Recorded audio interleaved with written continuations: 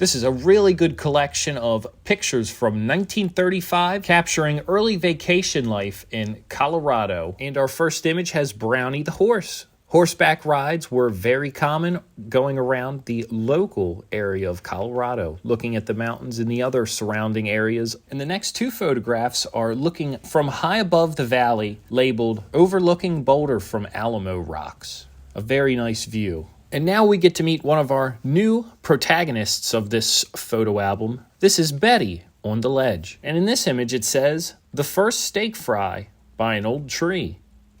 I'm assuming that this is calling their child a steak fry, which was an early Western meal. And in our next image is the campfire at the High Rocks. And this is the people of the steak fry party. So I'm assuming that they're eating steak fries at the campfire. And before you know it, we're out of the wilderness, and now we're in Denver, Colorado, standing outside the Reed Library, as well as the high school campus in Denver. We also get a quick glimpse of the museum back park, as well as the auditorium of the college university. And this must be where Brownie the horse comes from, because this is when we go horse riding. When I got this album, it was in a million pieces, but I just left it how it was for the video to go through it with you guys. So this first page we went to should probably be started around here. And it's kind of cool how classes start at 6 to 7 a.m. in the morning. And then our journey takes us to the town above Boulder, Colorado, from Flagstaff Mountain, overlooking the town well over 7,000 feet above sea level. And here's an interesting picture. Just below Flagstaff Mountain is the amphitheater. I believe this was built in 1933 to commemorate the Great Depression, or it had something to do with the Great Depression.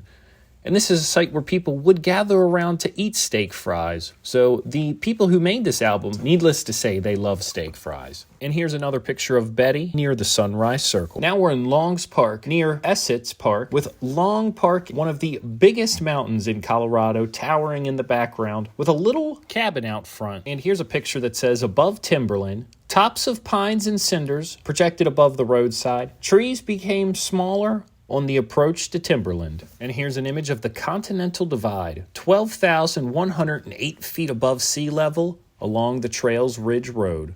And then below that image is the Big Thompson Canyon, and it says, "A gorgeous spot on return trip from Trail Ridge." This image just makes me cold. It says, "A snow scene in August at the edge of Iceberg Lake among the Continental Divide." And below that is a picture of a road in Big Thompson Canyon. Here's a super structurally sound rustic bridge across the George Stream in Big Thompson Canyon.